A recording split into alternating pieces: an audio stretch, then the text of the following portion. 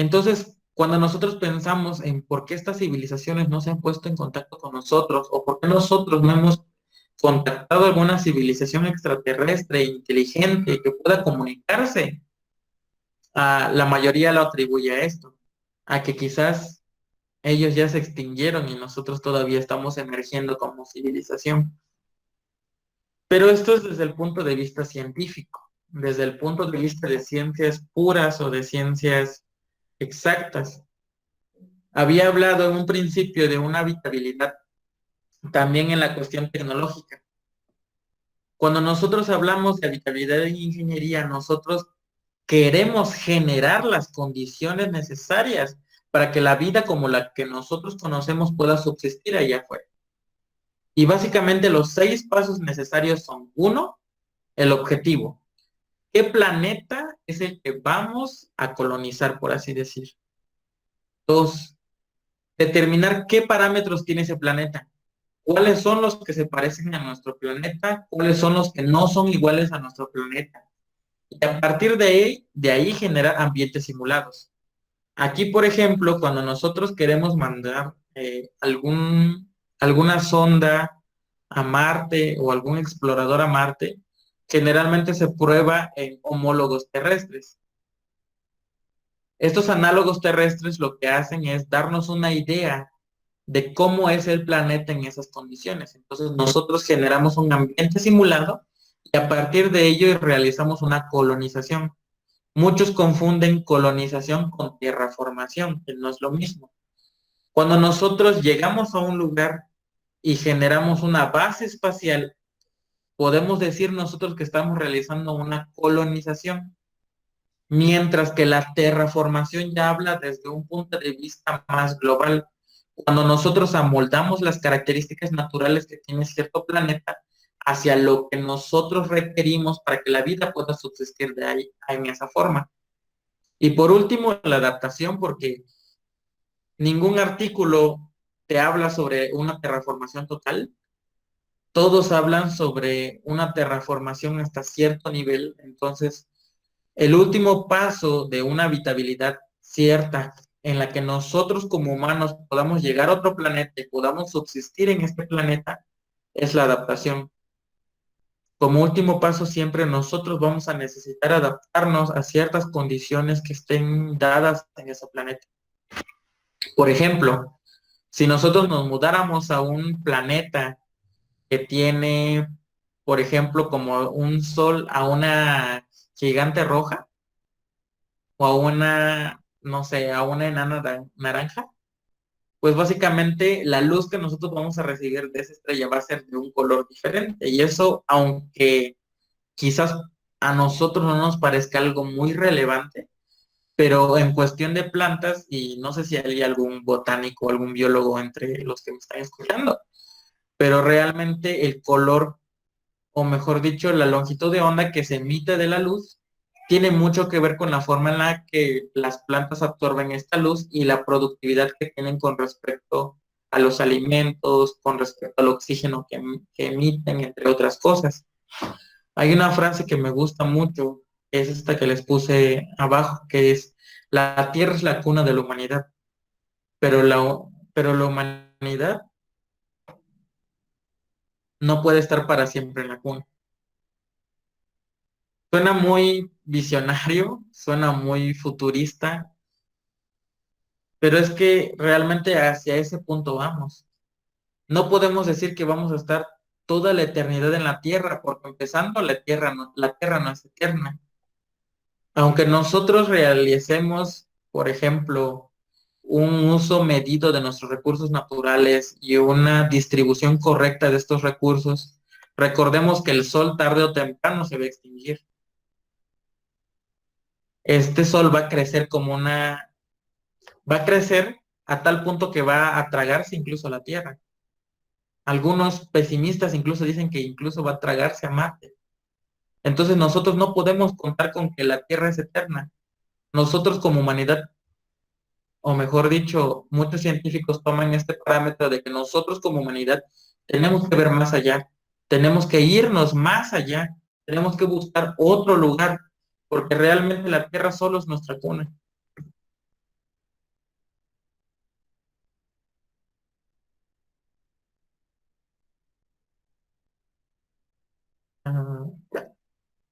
Ahora, cuando nosotros hablamos de terraformación en la ciencia, existen muchos artículos. Sin embargo, les voy a poner aquí simplemente los 6 que a mi parecer son de los más importantes.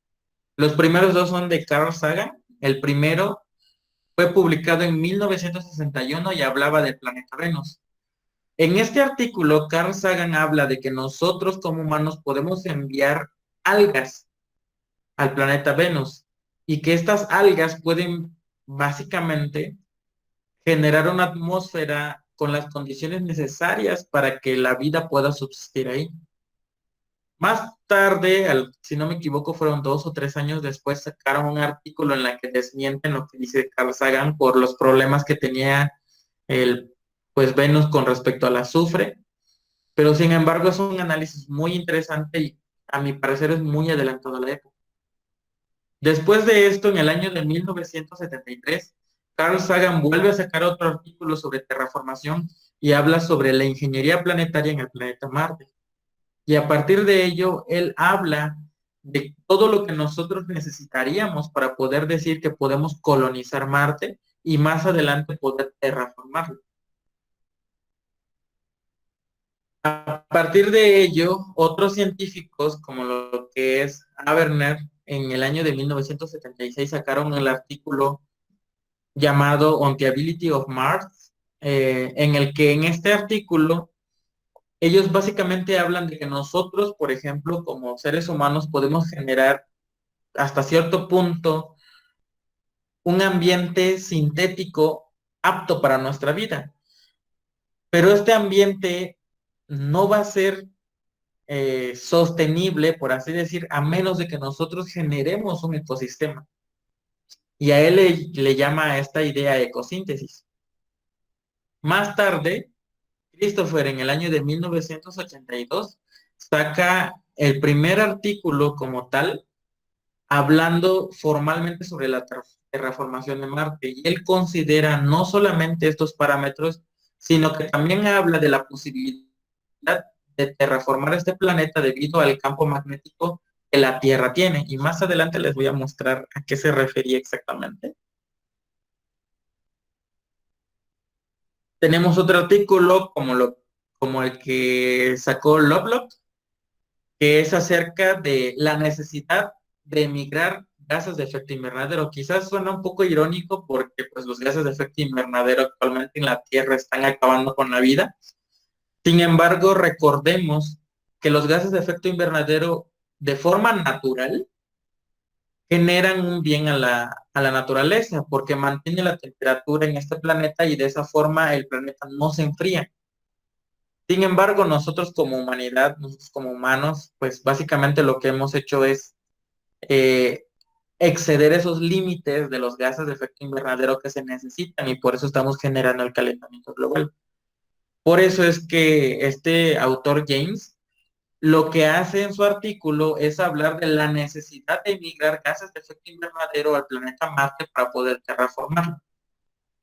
Y como último, pero no menos importante, Fox en el año de 1995 sacó un libro que básicamente se llama Terraforming, en el cual él habla muy detalladamente de todas las cosas que nosotros necesitamos para poder terraformar ciertos planetas como lo que es Venus y Marte, parámetros o mejor dicho protocolos generales para cualquier otro planeta, las posibilidades de que realmente como humanidad con la tecnología que se tenía en esa época se pudiera lograr y cuáles son las implicaciones éticas que se tienen con respecto a la terraformación de otro planeta.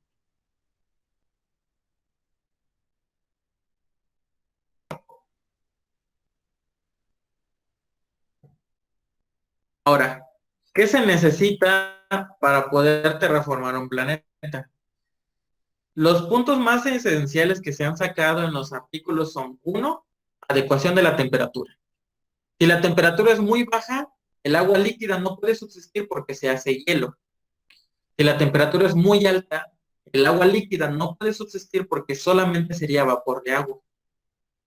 Necesitamos liberar gases no tóxicos de potente efecto invernadero y generalmente se recomienda este tipo de gases que son los sulfurados, algo así, si no me equivoco el título, que básicamente son moléculas de flúor y de azufre.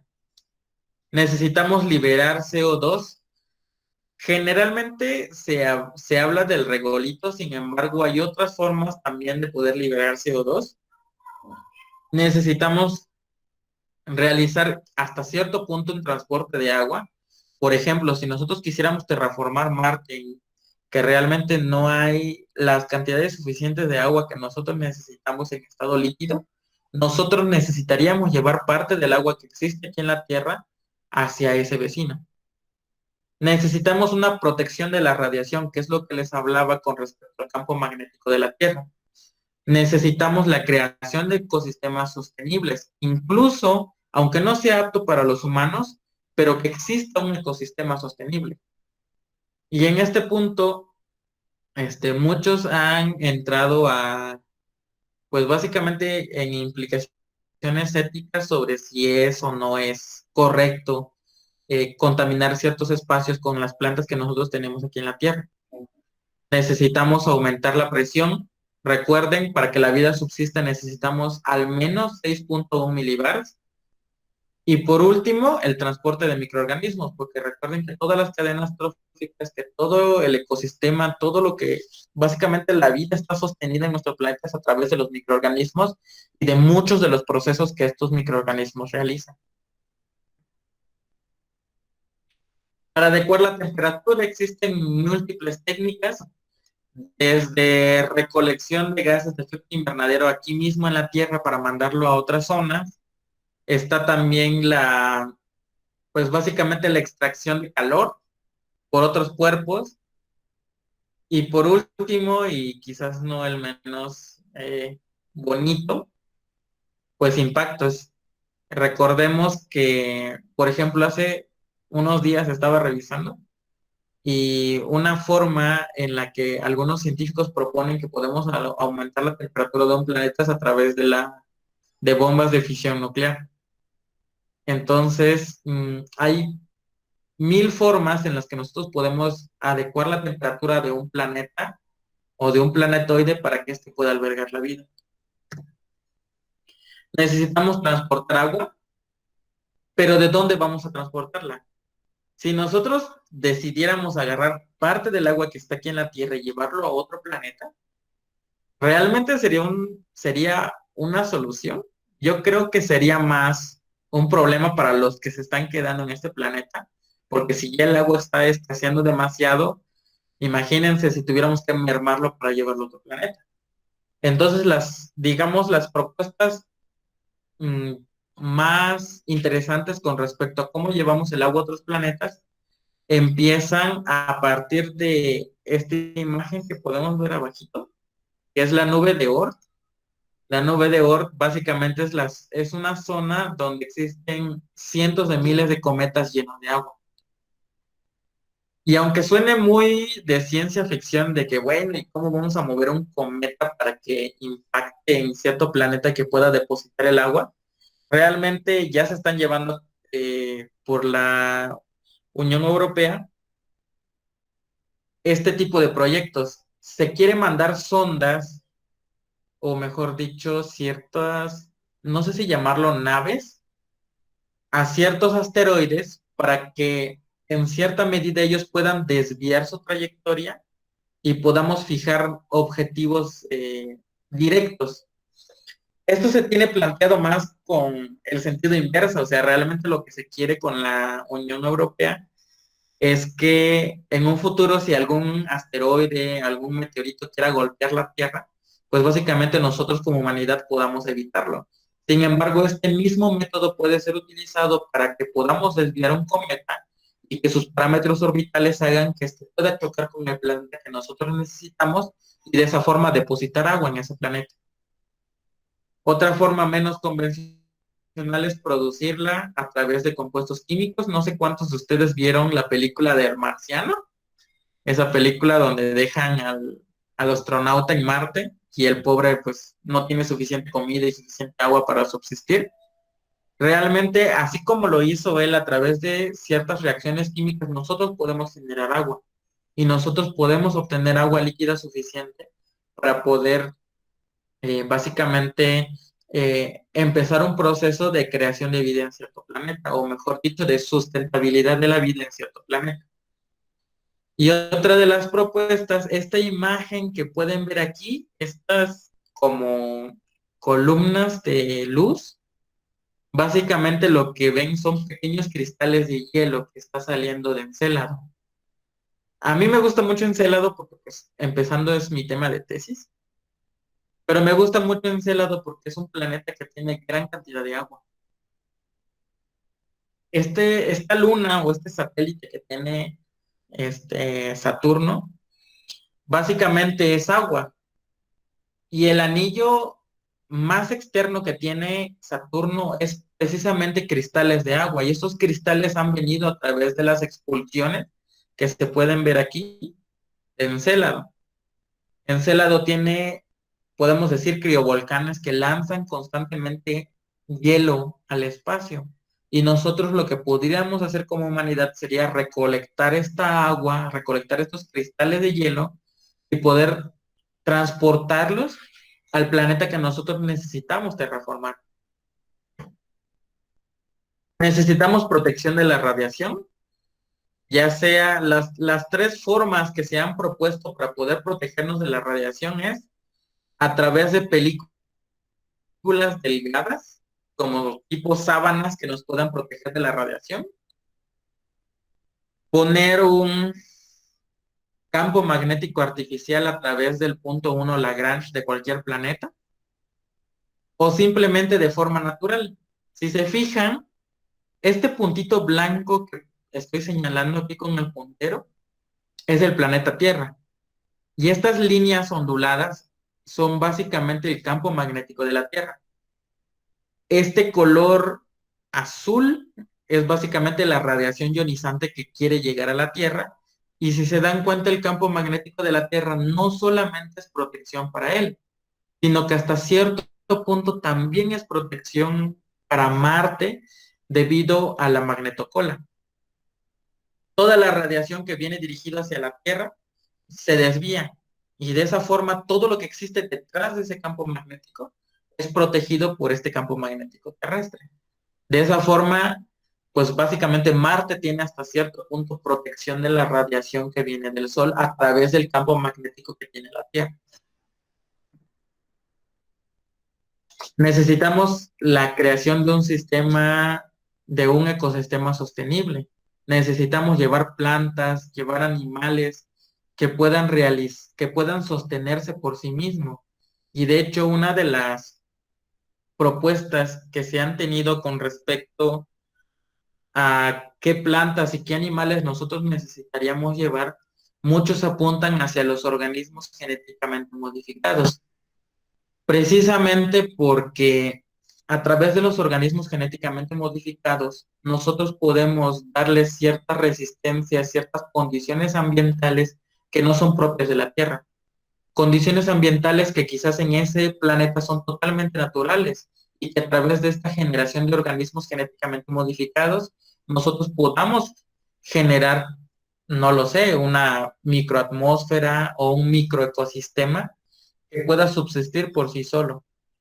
Básicamente en este punto los organismos genéticamente modificados son las mejores propuestas a enviarse en misiones espaciales. Y algo que me parece muy interesante, quizás yo no conozco mucho del tema, pero ahorita actualmente con la biología sintética se está teniendo mucho auge lo que son los organismos genéticamente editados. No solamente hemos llegado al punto de poder generar expresiones en ciertos organismos, sino que ya con la biología sintética nosotros llegamos a tal punto en el que nosotros podemos generar organismos por sí solos, o sea, organismos nuevos, plantas nuevas, frutas nuevas. Todavía se está realizando investigación en este ámbito, todavía tiene mucha regulación y necesitamos realizar mucha investigación con respecto a este tipo de plantas. Sin embargo, son los candidatos idóneos para poder realizar esta misión, por así decir. ya que pues son menos susceptibles con respecto a las plantas que crecen de forma natural en la Tierra. Y básicamente, ¿cuál es nuestro objetivo principal? O si nosotros revisamos los artículos, ¿cuál es el objetivo principal de los terraformadores? Pues Marte. Aunque suene a ciencia ficción, aunque suene muy, ya lo he visto muchas veces en películas, sí, pero Marte es uno de nuestros principales candidatos, precisamente porque sus condiciones son idóneas para que la vida pueda subsistir ahí. Nosotros hablamos de una terraformación de Marte porque algunos incluso han hecho estudios con respecto a que la vida pudo haber existido en algún momento de la historia en Marte. Entonces, además de que es nuestro vecino muy cercano y nos facilitaría mucho lo que es el transporte de ciertas cosas para llegar a este planeta, Marte es uno de los principales puntos de vista o los principales objetivos que tienen los terraformadores para poder generar una nueva Tierra. Más sin embargo, Marte no es el único. Existen, si no me equivoco, la última vez que lo revisé fueron 34 candidatos diferentes. Entre ellos les estoy poniendo algunos de los más prominentes con respecto a los candidatos potencialmente habitables. En este punto tenemos la Tierra, aquí tenemos a Marte, y estos planetas, o mejor dicho, exoplanetas, porque están fuera de nuestro sistema solar, son los que tienen las condiciones necesarias para que nosotros podamos decir que pueda subsistir la vida en ese planeta. Ya sea que nosotros terminemos de terraformar el planeta, o ya sea que por un proceso natural por sí mismo pueda generar sus propias especies y su propia vida. La mayoría de ellos son sistemas planetarios que han sido descubiertos por el telescopio Kepler. Sin embargo, voy a hacerles hincapié en uno específicamente que es este, Kepler 186F. De hecho, si buscan el nombre Kepler 186F en Google, pueden ponerlo ahorita mismo. Les van a salir 1000 noticias espectaculares que dicen, encontramos al gemelo de la Tierra. Empezando, son noticias sensacionalistas, noticias amarillistas. Sí es un potencial muy importante, pero pues, tampoco podemos decir que es la hermana gemela de la Tierra. Lo que hace a Kepler un caso particular es que su masa, o sus dimensiones, mejor dicho, son muy similares a la Tierra. Tienen aproximadamente 1.1 proporciones la de la Tierra. Básicamente es un planeta Tierra. Tiene una atmósfera, se ha detectado que tiene atmósfera, que esta atmósfera tiene agua. Aún no se ha detectado sobre si realmente el agua que se está detectando es por un estado gaseoso o si son falsas detecciones, o incluso se ha llegado a pensar de que el agua que se ha detectado realmente es agua líquida que se encuentra en su superficie. Entonces, Kepler 186F es un planeta muy interesante cuando nosotros hablamos de habitabilidad. Y si nosotros nos fijamos aquí en la en la esquina inferior derecha, cuando nosotros analizamos el sistema planetario Kepler 186 y vemos todos sus planetas, el que está dentro de la zona de habitabilidad de esta estrella es precisamente Kepler 186F. Y algo que me parece muy interesante es que aunque B, C, D y E, que son otros planetas que están más cerca de la estrella y quizás tengan más radiación y por lo tanto más energía para que pueda subsistir la vida, tienen un problema. Y es que como están tan cerca de esta estrella, su rotación es síncrona con respecto a su traslación. Sucede lo mismo que sucede en la Luna. Cuando ellos quieran dar una vuelta alrededor de su estrella, también dan una vuelta sobre su eje. Por lo tanto, hay una parte que es luminosa y una parte que es oscura. Por lo tanto, esos planetas no son, digamos, no tienen esa condición necesaria de rotación para que pueda subsistir la vida ahí. O mejor dicho, sería muy difícil que la vida pueda subsistir ahí. es más fácil que pueda subsistir en un planeta como Kepler 186f porque no tiene este sistema de rotación síncrona. Está tan alejada que la gravedad propia del planeta, de la estrella, no afecta a este planeta. Solamente lo mantiene ahí como cualquier sistema solar.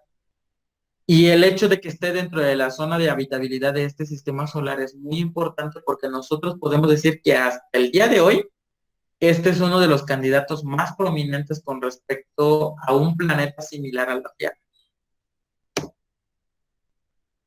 Y tal como les dije anteriormente, ¿hasta dónde nosotros podemos llegar?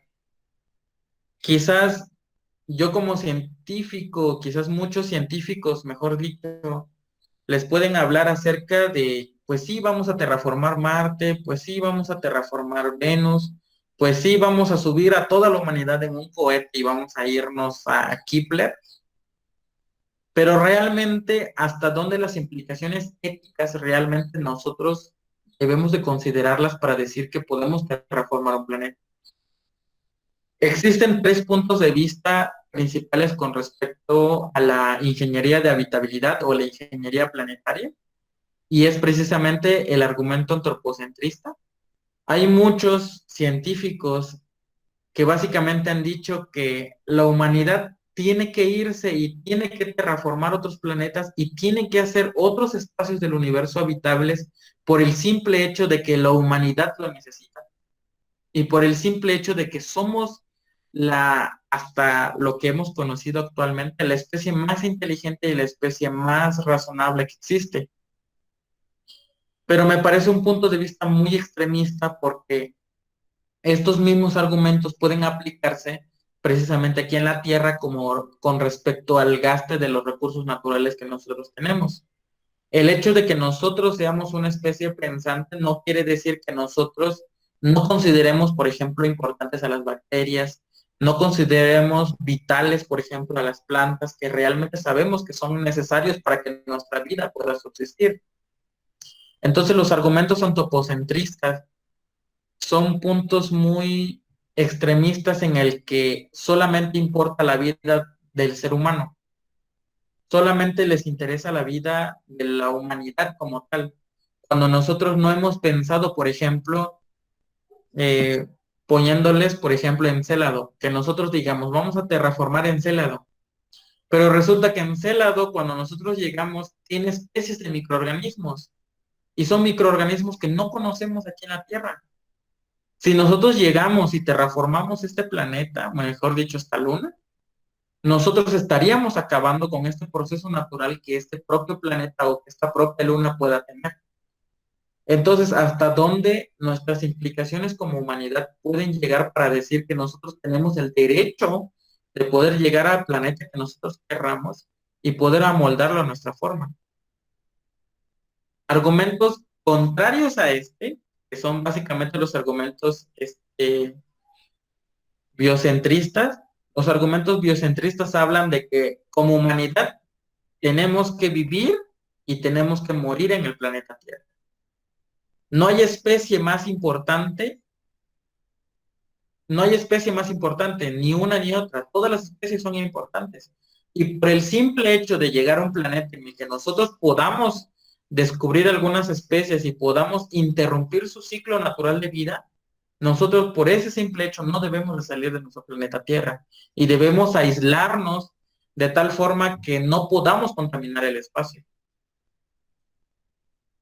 Y por último, los argumentos ecocentristas que hablan precisamente de que existe un ecosistema totalitario, por así decir, un sistema universal, y que nuestro planeta simplemente es una parte de ese ecosistema. Y que si nosotros llegáramos a un planeta, llegáramos a un satélite o llegáramos a cualquier cuerpo estelar y quisiéramos terraformarlo para poder generar vida como la que nosotros conocemos, nosotros también tenemos que garantizar que esos microorganismos, que esas especies, que esas condiciones puedan subsistir también. Entonces los argumentos ecocentristas, básicamente, aunque todavía están en pañales y todavía tienen muchos problemas, Pero básicamente los argumentos ecocentristas tratan precisamente de mezclar o ver las dos caras de la moneda. Tanto nosotros como humanidad necesitamos irnos a otro planeta, también nosotros como humanidad tenemos que tener ese respeto por esos espacios a los que nosotros vamos a llegar, por esos planetas a los que nosotros vamos a llegar, y que nuestra interacción con esos planetas no vayan a generar algún cambio que éste pueda tener por sus propios sistemas biológicos. Como un ejemplo, digamos, muy extremista o muy alarmista, por ejemplo, Elon Musk quiere terraformar Marte con una bomba termonuclear. Y algo que a mí me pareció muy interesante para los que escucharon la conferencia de los tardígrados, y mi amiga Itzel hablaba de que hasta qué punto nosotros como humanidad podemos reclamar el derecho de otro planeta.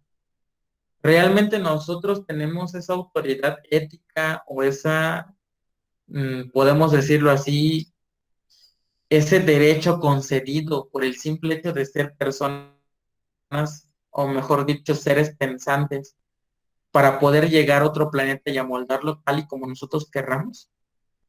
¿Hasta dónde nosotros podemos decir que tenemos una contaminación espacial y que realmente estamos haciendo destrozos tal y como lo hemos hecho con nuestro propio planeta?